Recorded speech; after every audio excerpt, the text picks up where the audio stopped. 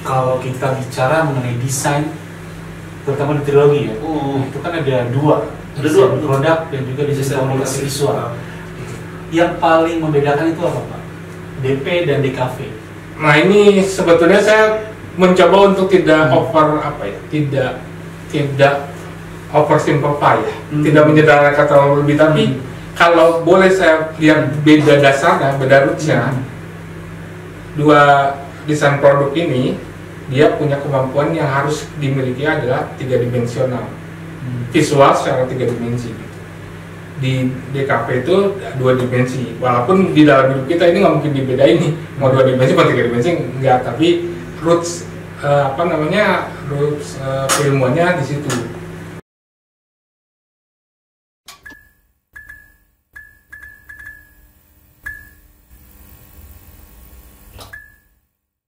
Itu dia akan jadi memori baru yang lebih kompleks. Ada teorinya, tapi saya lagi-lagi nggak akan saya bahas ini karena saya khawatir aja nanti fotonya 2 gitu ya, makin banyak tuh khawatir. Tapi itu setuju. Tapi untuk hal yang makin jelimet ini kan dagang ya Pak ya. Betul. Ada unsur bisnisnya, jadi jadi makin rumit makin seakan lebih baik. Tapi sebetulnya makin rumit sebenarnya bisa jadi ya ada sebagian orang cocok untuk merumit-rumitkan, ada sebagian yang enggak. Misalkan kalau punya hobi untuk Lego, punya hobi untuk menyusun puzzle dan lain sebagainya, mungkin semakin rumit semakin menyenangkan, tapi terlalu rumit akan membuat stres baru gitu kira-kira. Tapi itu menarik ya. Menarik banget. Kalau kita bicara mengenai desain, terutama di trilogi ya, itu kan ada dua produk dan juga desain komunikasi visual. Yang paling membedakan itu apa Pak? DP dan DKV. Nah ini sebetulnya saya mencoba untuk tidak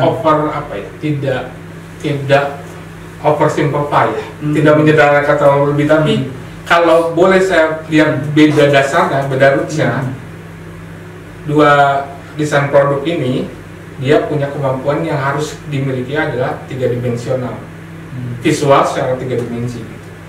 Di DKV itu 2 dimensi, walaupun di dalam hidup kita ini nggak mungkin dibedain nih, mau 2 dimensi mau 3 dimensi enggak, tapi roots roots keilmuannya di situ. Karena DKV itu dia dasarnya, kalau tadi saya bilang produk itu ke engineering, ke arsitektur, ke interior dan lain sebagainya. Kalau DKV itu dia dari sejarahnya menyatakan dia itu sebenarnya karya cetak awalnya. Jadi di tahun 80-an itu namanya di ITB itu Gradis, bukan graphic design. Gradis desain grafik. Jadi ya rootsnya itu adalah graphic art, seni grafis. Jadi seni mencetak, kemudian mencetak ini dibuat dengan fungsi bukan seni, tapi dengan fungsi komunikasi, makanya di Gradis itu. Komunikasi ini medianya berkembang. Awalnya majalah, koran gitu, cetak semua. Berkembang jadi ada audio visual, ada multimedia. Nah makanya di tahun 90-an dia berubah jadi desain komunikasi visual, karena saya mencoba ini rootsnya biar kebayang tuh kenapa perubahannya ke arah itu. Jadi DKV itu karena medianya semakin kompleks, semakin banyak, maka dia ngambil arahnya ke visual communication, komunikasi secara visual. Medianya makin banyak, jadi bukannya cetak aja kayak desain grafis di awalnya gitu, kira-kira.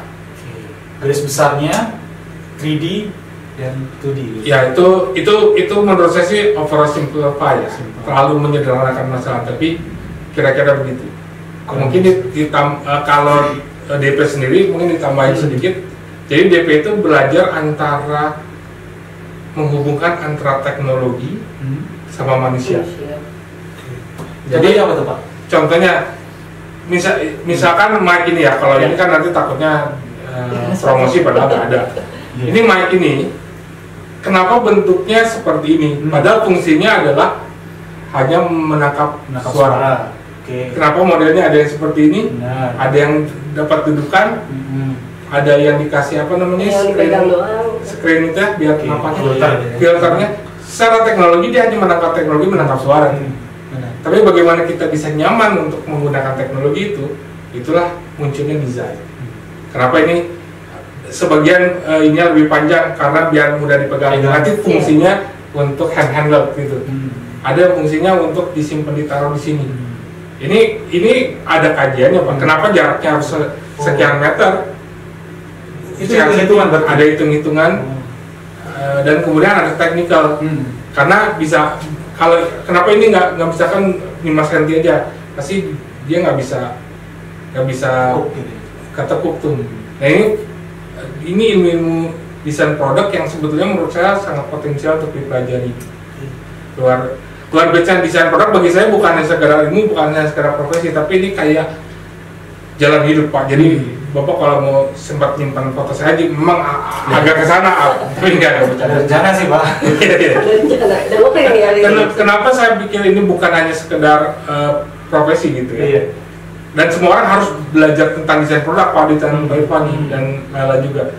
Karena kita bisa berdaulat kalau kita tahu tentang produk. Bapak, ini maksud saya berdaulat adalah Bapak tidak beli sesuatu yang Bapak tidak butuhkan. Adil dan makmur juga. Iya, gitu. Kan bayangin kalau zaman sekarang Bapak lihat di e-commerce misalnya, apapun kayaknya menarik tuh. Bapak bisa beli sepatu yang sebenarnya Bapak nggak pakai. Bapak bisa beli jam sebenarnya Bapak nggak pakai juga. Gitu. Karena mereka tidak berdaulat, menurut saya. Daya belinya, drive belinya didorong oleh iklan. Nah ini kerjaan APKP nih. Tapi kalau kita berdaulat, kita tahu apa yang kita butuhin, itu jauh lebih efisien, jauh lebih menjadi manusia. Nah itu desain produk itu sebegitunya menurut saya. Levelnya itu bukan hanya sekedar, oh kita belajar sama-sama belajar, enggak. Tapi kemudian akan membentuk diri kamu, kemudian menjadi orang yang berdaulat. Jangan sampai misalkan di tahun 2023 ini, misalkan Bapak masih nyariin HP Nokia gitu, yang engage misalkan. Tapi ada sih Pak teman saya. Iya, karena mungkin tidak berdaulat. Kalau saya berdaulat, jadi saya merasa enggak dong, karena nggak ada fungsinya gitu. Itu contoh aja, nggak yang mungkin itu apa kayak saya buat karakter fiktif lah ya. Mungkin nggak mungkin dong ada orang beli NG di tahun 2000. Nggak mungkin, itu kayaknya fiktif banget. Fiktif banget, palsu lah itu, palsu. Punya dimensi lain tuh. Iya. Gimana Lela? Setelah mempelajari desain produk sampai saat ini, Lela desain produk ya? Iya. Oh, berarti masih selesai ya? kamu nggak lihat di kelas? Banyak kesalahan siswanya di lupa. Atau mungkin awalnya gini lah, sebelum ke masih pertanyaan, kenapa sih beli desain produk dulu? Kalau dari awal ya, desain produk biologi. Mungkin dari awal masuk biologi emang aku emang suka desain gambar ya kan. Terus sebelumnya juga aku ini sebelum aku kuliah pas SMA itu aku ikut pelatihan desain fashion. Aku diminta waktu itu sama ibu aku 3 bulan ikut pelatihan desain fashion. Terus aku cari kampus kan, dari kampus, di biologi nih ada beasiswa dan ada desain juga nih, desain produk gitu. Desain produk juga sebenarnya produk trilogi itu ada 3 peminatan ya kan, ada interior, fashion, dan produk gitu. Lela yang mana? Fashion. Tapi ya ada ceritanya lagi nanti. Oke gitu, terus aku ya cukup terus daftar gitu, alhamdulillah langsung terima, jadi lah mahasiswa trilogi gitu. Soalnya waktu itu juga masih belum tahu banyak tentang desain produk ya kan. So dari aku sendiri awal-awal desain produk itu akan sih desain packaging kan orang-orang belum tahu kan nama produk tuh kayak packaging gini, terus desain kayak kemasan apa segala macam. Aku juga nilai kan seperti itu. Tapi pas aku udah jadi mahasiswa biologi ternyata desain produk tuh luas banget loh gitu. Juga boleh dibilang tahan. Iya.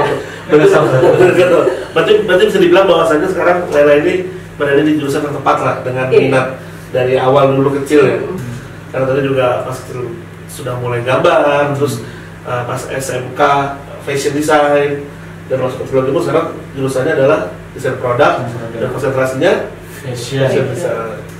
Dan itu juga aku sebenarnya di desain produk tuh karena belajar 3 peminatan, aku juga bisa belajar produk, bisa belajar interior. Jadi aku menemukan kayak suatu hal yang baru lagi gitu kan, kayak misalkan aku belajar fashion, tapi aku juga bisa belajar tentang produk juga gitu. Jadi aku jadi ada minatan kayak sendiri, produk juga seru ya ternyata ya gitu. Terus aku coba ngembangin juga di produk juga gitu, sampai akhirnya aku juga terjumus lah di bagian produk gitu kan. Ini boleh kalau ya istilahnya mereka boleh kalau saya tambahin sedikit ya Pak disampaikan.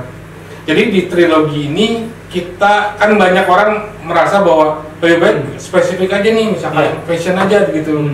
Kita kami paling tidak percaya hal bahwa penjurusan itu kita yang atur. Penjurusan itu harus gabungan antara minat dan pemahaman serta ketersediaan metodenya gitu ya. Jadi kayak Lela nih, misalkan di awal kita memang di trilogi termasuk yang mungkin ada beberapa yang bilang harusnya dijurusin dari awal nih biar lebih spesifik. Tapi di trilogi ini menurut saya sampai saat ini masih menggunakan pola untuk justru student center gitu. Student center. Jadi peminatan mahasiswanya justru jauh lebih penting dibandingkan penjurusan itu tuh.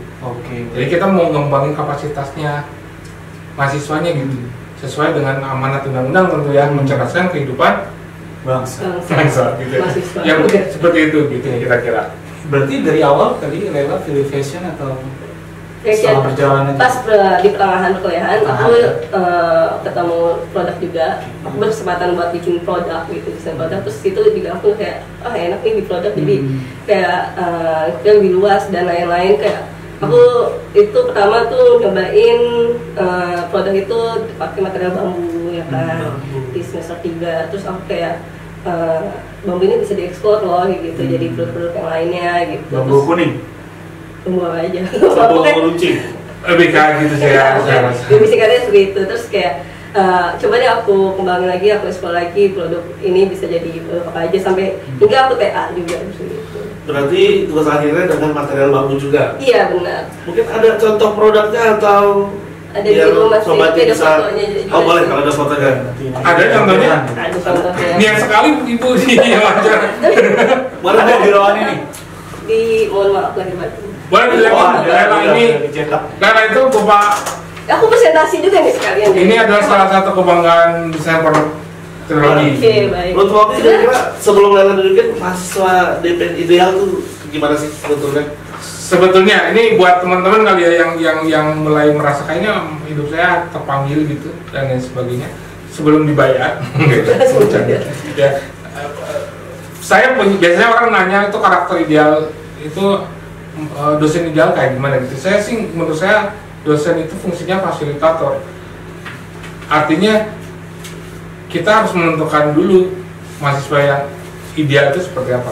Di dunia seni, di dunia desain, mahasiswa yang ideal itu pertama adalah mahasiswa yang punya tingkat kepenasarannya tinggi atau selalu mengupdate penasarannya gitu, nggak gampang puas.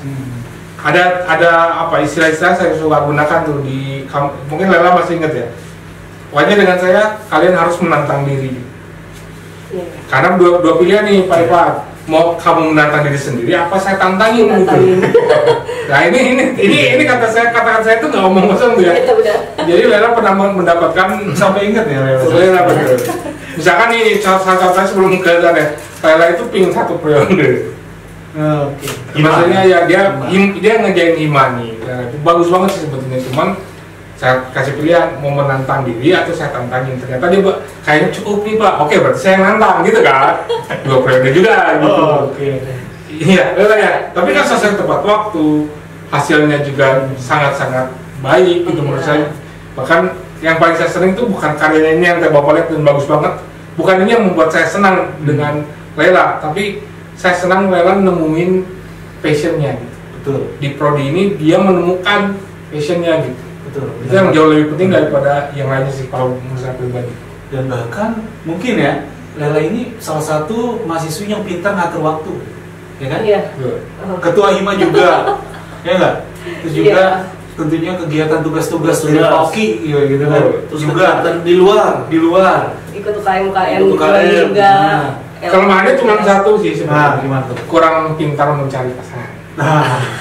Jadi buat sobat yang berminat, terlalu sibuk banget ya kuliahnya. Bisa di-spill IG-nya? IG-nya apa? Laila Jamila underscore. Kasih. Atau langsung follow IG-nya. Tapi nggak ada foto-foto aku di situ. Ada kriterianya, cara pasangannya harus materialnya seperti apa? Iya, harus dari bambu kan? Harus dari bambu kan? Ada keserat gitu. Iya. Tidak. Ya begitulah. apa? Jangan lah. Agak grogi kan? Itu ketika saya ketahui Lela itu dia tidak mampu. Dia mampu melakukan banyak hal kecuali memutuskan kriteria yang tepat untuk calon suaminya seperti apa. Biar aku aja. Dia nggak mau di skill. Dia di skill. Oke. Dibiarin. Nah ini ada beberapa foto nanti tolong ya diedit dimasukkan ke TV. Sebenarnya ini juga Ada TV kan? Bisa sebelum karya ini sebenarnya ada karya bambu-bambu lainnya gitu kan. Ini karya terakhir bambu pas di tugas akhir. Sebelum pertama kali aku megang bambu mau apa buat produk dari bambu itu pas lagi event ini apa waktu itu pas di Jogja desain camp Jogja waktu itu aku, itu dari ADPI ya, iya, dari Himpunan Asosiasi Desain Produk Indonesia. Gitu. Jadi aku dan kakak tingkat aku Harrison itu kita mewakili satu lagi untuk datang ke acara desain camp. Desain camp itu perkumpulan dari nanti pesertanya itu dari mahasiswa seluruh Indonesia. Jurusan desain produk kita dikumpulkan di satu tempat itu di Jogja. Kita bikin produk dari bambu gitu. Temanya emang tema bambu kan. Sebelum itu dikelompokkan, waktu itu aku dikelompokkan dengan mahasiswa ITENAS dan ITATS ya kan. Jadi kita ada sekitar 6 orang. Di situ aku pertama kali buat motong-motong bambu, ngolahin bambu, terus terciptalah satu produk lampu tidur bambu lah ya. Di situ aku dapat pelajaran gimana sih cara mengolah bambu, motong bambu, terus juga kayak gimana cara membentuk bambu itu sendiri. Kan tadinya cuman panjang bulat gitu doang kan. Ternyata sih memang kalau bambu iya. nanti kesusuban. Sampai bambu. Itu istilah internasional ya. Istilah jadi itu kayak lampu tidur bambu ya kan. Itu dibuat kayak bambu dibuat setipis mungkin biar cahaya dari lampunya itu keluar gitu. Tapi nggak terlalu terambat tapi ada cahayanya kan. Di situ kita dari kelompok aku tuh alhamdulillah dapat award juga. Boleh tepuk tangannya? Award apa boleh disebutkan? Best Material Exploration waktu itu. Best Material Exploration. Berarti dari material eksplorasi material terbaik ya. Di situ aku mulai ada minat di bambu gitu. Terus selanjutnya pas di perkuliahan aku ketemu sama mata kuliah desain produk 3. Di situ kita mata kuliahnya itu kita lebih ke mekanikal ya kan, bikin mekanikal produk. Di situ aku milih material bambu juga. Itu aku karena aku udah kenal bambu, terus aku coba mulai lagi nih dari bambu. Aku berlanjut lagi pakai material bambu. Di situ aku bikin produk alat pemeras jeruk dari bambu. Terus aku juga situ kolaborasi dengan pengrajin bambu di Bogor, namanya Bambuken. Bambuken ini apa? Memang dia punya produk seperti ini juga atau memang dia punya produk bambu juga gitu. Dari situ kan aku berkolaborasi dengan pengrajinnya. Di sini aku mendesain bambukannya untuk memproduksinya. Ada aku juga bantu untuk produksi. Ini menarik nih Pak Oki. Apa yang membedakan atau yang menjadi ciri khas DP Trilogi gitu sehingga mahasiswi seperti Lela ini bisa berprestasi seperti ini? Ini kayak agak kaku pertanyaannya. Iya, agak menjual banget ya. Agak hard selling gitu. Tapi oke lah, saya ikuti permainan kalian. Pertama adalah yang boleh saya sampaikan ya ini. Kita di Trilogi, di desain produk Trilogi itu kita udah merumuskan sebuah metode yang pengajaran menurut saya cukup baik gitu ya, cukup unik bahkan. Karena nanti mungkin bapak-bapak berkesempatan ketemu sama, kan kalau dari kecil udah bisa gambar tuh, jadi lebih mudah kita mendidiknya. Tapi mungkin pernah ketemu, nanti akan ketemu sama mahasiswa Trilogi atau lulusan Trilogi yang dari awal nggak bisa gambar atau merasa tidak bisa gambar. Atau saya kayaknya pernah ada di podcast Bapak ya sebelumnya nih, yang ya kan, yang apa, yang 2 periode itu. Nah itu awalnya nggak bisa gambar. Jabatan itu. Iya, kalau jabatan itu. Iya. Dan itu kebetulan juga ketua hima juga ya. Jadi saya memang lagi berencana ngundangin semua ketua hima. Terus saya pertama dulu. Iya. Karena saya ingin tahu feedbacknya, tapi kita punya metode, kita ngembangin metode itu nih. Kalau mau dibilang ciri khas pertama itu kita punya metode yang menurut saya cukup andal gitu ya. Yang pertama itu sebagai ciri khas, mungkin yang lain bisa mengklaim, tapi paling tidak kita sejauh ini sudah hampir 10 tahun kita cukup puas dengan metode ini, harus dikembangkan tentu saja gitu ya. Yang pertama, yang kedua adalah kita memastikan bahwa mahasiswa ini menemukan passion itu. Jadi pola metode kita ngajar itu sebenarnya lebih banyak diskusi gitu, lebih banyak cerita-cerita gitu ya, cari feedback dari mahasiswa, dari dosen-dosen dan lain sebagainya gitu. Karena kita selalu menganggap bahwa desain itu ngomongin manusia dan teknologi. Yang kita bisa handle kan manusianya nih. Ya udah kita gali lebih dalam tentang si desainernya nih, si manusianya nih gitu. Itu menurut kita prioritas lebih penting tuh. Itu mungkin ciri apa ya, bukan background story, apa namanya, filsafatnya gitu ya, atau dasar pemikiran pengembangan kurikulum di kita gitu. Yang kemudian kalau yang lainnya mungkin hampir sama karena jenis kurikulum dan lain sebagainya kan hampir sama, kita di asosiasi desain produk namanya ADPI, Aliansi Desain Produk Industri Indonesia. Nah itu juga mereka sangat-sangat support kita, terus kita juga support balik ke mereka gitu, karena untuk ngembangin desain produk di Indonesia itu nggak boleh sendiri-sendiri Pak, kita harus barengan gitu. Lagi-lagi kan seperti saya bilang, desain produk di Indonesia itu menciptakan produk yang berdaulat tuh. Jadi bukan bagus-bagusan sih menurut saya gitu, bukan mewah-mewahan, tapi orang-orang Indonesia itu berdaulat gitu. Produknya jangan produk dari luar, jangan produk membanggakan. Kan lucu itu ada yang membanggakan produk Amerika dan produk Cina gitu. Ngapain? Ini kan produk orang gitu. Ngapain lu sampai heboh mengagung-agungkan itu gitu. Mencari tahu. Saya pernah ada yang saya ulang-ulang, boleh sedikit? Boleh. Jadi saya pernah lihat di tahun 90 sekian lah, akhir-akhir mungkin 2000-an awal gitu ya. Jadi ada sebuah wawancara saya lihat di TV internasional kalau nggak salah, ada nenek-nenek di wawancara tuh di Korea. Ditanya, ibu pakai mobil apa? Kira-kira gitu bahasa Indonesia ya. Jelas Hyundai dong, dia bilang. Terus si reporternya tuh kayaknya dari luar, dia bilang nanya, emang kelebihannya Hyundai apa? Dibandingin mobil lain sama, dia bilang. Tapi Hyundai punya Korea. Ini sih sebenarnya menurut saya ini udah kayak gitu nih harusnya. Mau peduli apa, ini yang penting punya Indonesia nih. Nah, saya selalu bilang nih, saya pernah buat apa, kayak trivial quiz gitu ya. Di Indonesia itu semua merek mobil ada, betul, kecuali merek Indonesia. Gitu. Ini kan agak Indonesia, agak menarik kan.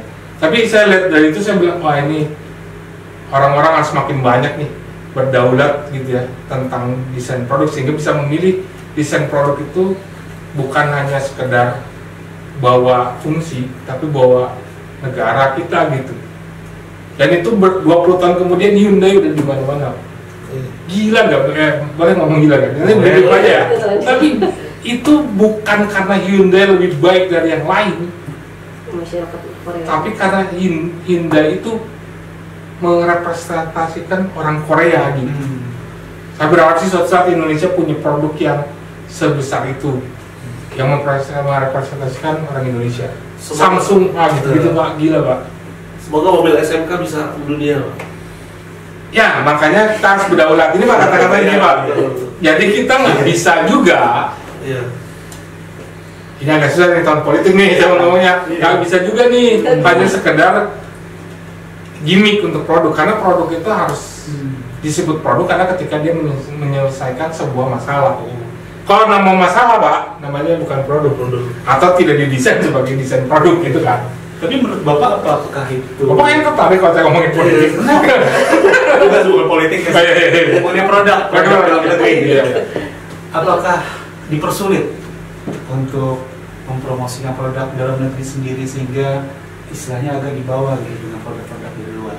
Oke, itu menarik, itu jadi perbincangan kita. Apakah ya? Tapi ternyata enggak sih Pak. Kalau kita tanyakan spesifik apakah dipersulit, enggak. Tapi lagi-lagi apakah berdaulat, itu masalahnya Pak. Jadi enggak kalau misalkan ada orang bilang, wah salah nih ngomongnya, kita kok support kok barang-barang lokal, tapi pertanyaannya ini berdaulat apa enggak gitu sih intinya. Enggak dipersulit, bahkan saya lihat ada beberapa event yang diselenggarakan oleh pemerintah itu memang sangat mendukung untuk produk-produk lokal, UMKM dan lain sebagainya gitu. Hanya saja mungkin levelnya belum sampai kayak Hyundai itu, belum sampai nasional gitu ya. Baru ngomongin local pride. Belum semasif Hyundai. Iya, belum karena bukan hanya Hyundai gitu ya, brand yang mereka create tuh hampir semua yang di Korea itu mereka sangat-sangat kencang banget gitu ya tentang itu. Mudah-mudahan ada kesadaran yang sama gitu. Dan saya lihat porsi saya kayaknya mengajarkan sebanyak mungkin atau sharing sebanyak mungkin tentang kedaulatan ini ke teman-teman gitu. Sih daulat. Iya. Daulat. Oke, tadi menarik sedikit ya tentang UMKM tadi seperti singgung. Mungkin kalau menurut Oki dan Lela juga boleh nggak apa-apa. Pengaruhnya apa sih desain produk terhadap UMKM terutama di Indonesia? Oke, mungkin nanti Lela tambahin ya. Tapi yang pertama mungkin yang paling signifikan adalah faktor efisiensi. Kalau desain masuk, tentu kita akan menemukan efisiensinya tuh. Itu yang pertama. Jadi kebetulan saya lagi melakukan penelitian tentang desain outsourcing buat UMKM. Jadi kan kalau di UMKM kita lihat permasalahan yang terjadi adalah sebetulnya mereka bisa mengerjakan itu, mereka punya kualitas mengerjakannya, tapi biasanya mereka tidak punya resource atau kemampuan untuk membangunnya tuh, untuk ngedevelopnya gitu. Karena mendevelop sebuah produk itu harganya mahal Pak, costnya tinggi gitu. Makanya saya bilang kayaknya ini ide dasarnya, harusnya kampus yang punya resource sumber dayanya itu mengambil peran untuk developing produk. Yang ngerjain teman-teman UMKM nih berdasarkan kebutuhan, berdasarkan lain sebagainya. Seperti yang dilakukan oleh ini kan sebetulnya developingnya. Kalau di sana mungkin tidak ada waktu, tidak ada biaya untuk ngedevelop seperti ini nih. Ya kan? Ini ada enrapment kalau saya ada apa tuh sempat bingung sedikit. Ada kelebihan-kelebihannya gitu. Sementara UMKM pentingnya adalah jadi sekarang 10 besok kejual 20 kan gitu kira-kira. Jadi yang 20 kasih lagi dari mana nih gitu. Yang penting dia bisa perputaran itu untuk ngedevelopingnya. Harusnya sih datanya kampus menurut saya. Harusnya semua kampus di Indonesia itu mengambil data itu, terutama desain produk sih menurut saya. Kayak gitu. Mungkin ya kalau sebenarnya pas di perkuliahan ada mata kuliah yang kita bisa membantu UKM gitu. Jadi mata kuliah studi 4. Kita cari-cari sebuah UKM dan kita menganalisis data produk yang dari UKM tersebut, dan kita membantu UKM untuk mengembangkan produknya gitu. Misalnya dari produk yang seperti ini kita kembangkan dari UKM yang udah ada. Tidak ada. Benar-benar kita terjun ke UKM, kita pilih beberapa banyak UKM yang punya potensial kalau produk ini bisa dikembangkan gitu. Itu mungkin salah satu upaya dari Lintas Trilogi juga gitu yang udah pernah kita lakukan sebagai mahasiswa trilogi gitu. Itu mungkin nambahin, itu kan kurikulum itu diciptakan itu Pak, dibuat ya, dibentuk. Itu berdasarkan visi misinya Universitas Trilogi ini. Salah satu visi misinya itu adalah untuk mengembangkan usaha kerakyatan. Saya mau ngasih tahu bahwa kurikulum kita dibuat itu runtutannya itu sangat-sangat metodologis tuh. Dari visi misi kita, dari jabarannya, visi misi fakultas, visi misi prodi sampai ke kurikulumnya. Makanya muncul UMKM karena kita menganut, karena ada asas, kalau Bapak nanti mungkin bisa ditampilkan tuh visi misi Universitas Trilogi itu jatuhnya ada berdasarkan Pancasila tuh. Dan yang tadi itu Pancasila kalau ditarik adalah koperasi, kalau itu kan gotong royong gitu ya. Jadi kan kata Pak Soekarno, kalau Pancasila itu harus dipampatkan jadi satu yang lebih solid lagi, maka kata-kata yang paling tepat adalah gotong royong. Visi itulah kita kembangin juga nih di desain produk gitu. Jadi saya akan pakai bahasa tinggi, takut lagi jadi 3 kan pokoknya kan. Ya kan, saya cukup ya. Iya, makanya saya kan khawatir gitu. Tapi kira-kira runutan kita tuh bahkan kita berusaha untuk disiplin tuh, merunutkan dari visi misi universitas, visi misi fakultas, dan kemudian visi misi prodinya, kemudian akhirnya secara praktek akan diberikan dalam bentuk seperangkat kurikulum sampel gitu kira-kira. Boleh lah. Iya. Tapi sampai sekarang produknya masih ada.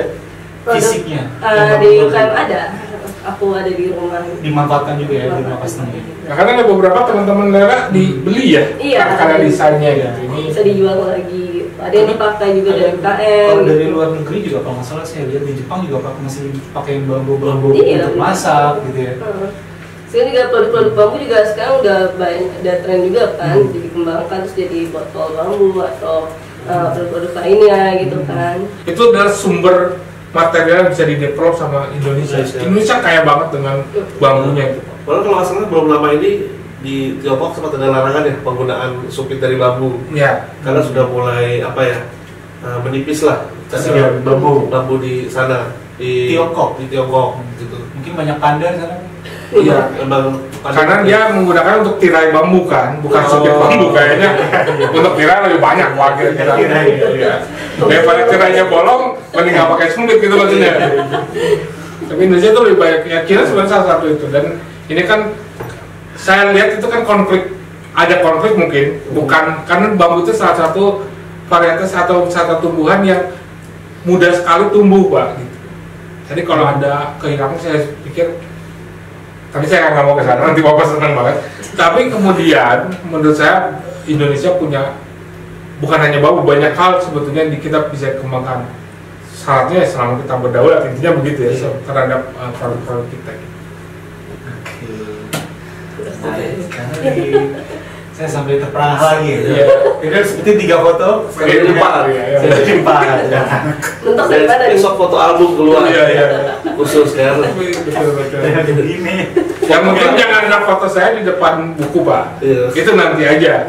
Nanti digambar Lela. Jangan lupa. Nanti digambar Enggak, kalau itu kan nanti aja, Pak. Iya, Pak. Kalau dan ya buku kecil itu nanti aja. Itu di akhir aja. Gitu. Insya Allah kita pasti ke sana lah. Tapi jangan cepet-cepet lah. Jangan cepet-cepet lah gitu maksudnya. Iya. Oke, Pan, kayaknya kita langsung nih ke yang menjadi ciri khas kita juga nih, Pan. Di TikTok kita ada namanya game quick answer atau jawab cepat. Apa itu? Saya tidak pernah tahu. Nanti ada 2 hal, misalkan contohnya mau bambu apa jati, itu harus cepat jawabnya. Pilih. Harus kasih alasannya apa enggak? Nggak usah. Tapi kalau mau kasih alasan Di akhir. boleh di akhir. Nanti mungkin Irfan bisa tanya ke Laila, saya tanya ke Pak Oki. Gitu. Siapa dulu nih? Laila dulu ya. Silakan. Setelah tim ya Allah. Kursi. Mau pesan-pesan dulu ke keluarga di rumah. Ya. Ini aku. Ya, terima kasih Rana udah jadi teman saya. Kalau dari bikin masak ya. Oke, sobat. Terima kasih teman-teman. Lanjut Kak. Silakan. Ayo Pak, ini yang Siapa dong? Oh, Kak Irfan. Oke. Oke, siap Lela? Ya, siap. Film apa drama? Film. Instagram atau TikTok? Instagram. Manis atau asin? Manis. Coklat atau strawberry? Coklat. Ketinggalan HP apa ketinggalan cup holder? Cut holder. McD apa KFC? McD. Selingkuh atau selingkuhin? Selingkuh. Studio 3D ini berdaulat sebenarnya. atau studio Mapa? Bapak. Cowok miskin tapi wangi apa cowok kaya tapi bau ketek? Miskin tapi wangi, nanti saya yang kaya insya Allah. Terdampar di Antartika atau terdampar di gurun? Antartika. Antartika. Oke, boleh. Nah, kalau masih selesai, Inisiatif. Agak tergelitik masalah selingkuh gitu. Tadi langsung lagi. Enggak deh. Ya oke lah. Tapi gini lah, saat selingkuh itu adalah punya pasangan dulu. Iya. Jadi nggak mungkin kita selingkuh kalau nggak punya pasangan dulu. Iya. Jadi buat sobat yang berminat, Jadi belum selingkuh saya. Jadi belum memenuhi syarat. Sama calon selingkuhan harus cari deh. Iya. Jadi buat sobat yang berminat bisa langsung komen di kolom komentar di bawah atau follow IG-nya Lela. Jadi nggak perlu, bukan hanya satu tapi lebih dari satu kan? Iya betul. Belum udah selingkuh. Oke, sekarang buat Poki. Siap. Siap Poki? Siap. Coklat apa keju? Keju. Kopi apa susu? Kopi. Nggak sabunan sebulan apa nggak sikat gigi sebulan? Nggak sabunan. Daging apa sayur? Daging. Hidup tanpa film apa hidup tanpa musik? Musik. Balik ke masa lalu apa pergi ke masa depan? Saya suka masa lalu. Sendirian di hutan atau sendirian di gurun? Hutan kayaknya ya. Pedas apa manis? Pedas. Marvel apa DC? Ini menarik, ini bisa jadi politically incorrect. Saya suka DC untuk seriesnya, tapi untuk film, untuk the movie-nya saya suka Marvel. Oke. Film animasi atau film live action? Animasi. Animasi. Oke, tepuk tangan untuk Poki. Kirain ada yang lain, tadi yang Marvel tuh agak kaget. Kesalahan saya deh ya. Tapi tadi menarik Pak, yang Marvel kayaknya nggak bisa memilih ya kalau Marvel atau di sini. Ya itu agak ya. Betul. Itu agak menyulitkan buat saya karena saya besar di zaman saya itu komik belum sebebas ini beredar ya. Jadi saya besar dengan komik DC. DC komik tuh. Jadi detective komik namanya kan, diantaranya yang paling itu adalah Batman. Batman tuh banyak versi dan lain sebagainya. Dan menurut saya itu mendewasakan saya tuh DC komik itu. Kemudian berapa tahun kemudian muncul Marvel mulai masuk, Bandung saya mulai masuk. Saya merasa Marvel itu nggak terlalu nggak terlalu keren gitu, karena dia mungkin karena masuknya nggak berbarengan ya. Tapi biasanya ada toko di DC, kemudian baru ada toko di Marvel. Jadi kalau kita ketemu toko di Marvel itu kita bisa oh ini pasti dia ngambil dari di sini gitu ya. Itu banyak, bahkan Alex Ross pernah buat satu buku grafik novel itu namanya Kingdom Come kalau nggak salah, saya lupa. Nah itu dia ngadu-ngaduin antara tokoh karakter di Marvel dengan di DC dengan kekuatannya yang hampir sama tuh. Itu keren sih. Kingdom Come atau apa ya? Jadi agak sulit tuh. Tapi kemudian film Marvel itu keren banget. Jadi secara plot cerita, secara plot twistnya, kemudian spin offernya tuh Marvel tuh jago banget. Menurut saya jago banget. Bahkan yang tadinya cuma selewat kayak Fury gitu misalkan, tiba-tiba sekarang dibuat seriesnya sendiri tuh keren banget. Secara gambar animasi juga khas. Iya itu khas banget dan kemudian kayaknya serius banget tuh. Nah di situ saya lihat beberapa movie-nya so-so lah gitu. Agak kecewa sih gitu ya. Padahal Batman and Superman itu wah itu tuh kalau di komiknya tuh keren banget. Berarti memang itu susah. Itu susah karena betul. masalah kondisi, karena dua-dua ini punya sejarah keterikatan saya berbeda-beda seperti itu. Oke, kayaknya kita sudah banyak banget dapat insight nih. Ya, benar. Semoga bermanfaat teman-teman. Terima kasih Pak Ogi, terima kasih Lela. Ya, dan jangan lupa sobati semuanya ambil hikmahnya dari pertemuan hari ini. Betul. Dan juga banyak buat inspirasi yang disampaikan Pak Ogi dan juga Lela atau Kak Laila ini sobati semuanya. Terus saya diminta untuk ke rumahnya aja, dan kebetulan rumahnya itu dekat rumah saya. Dan singkatnya tuh dia pemilik kontrakan bilang, iya main aja ke rumah. Rumahnya nggak dikunci? Iya enggak gitu. Aja. Terus bilang, iya. Sepi nih. Aduh, jangan.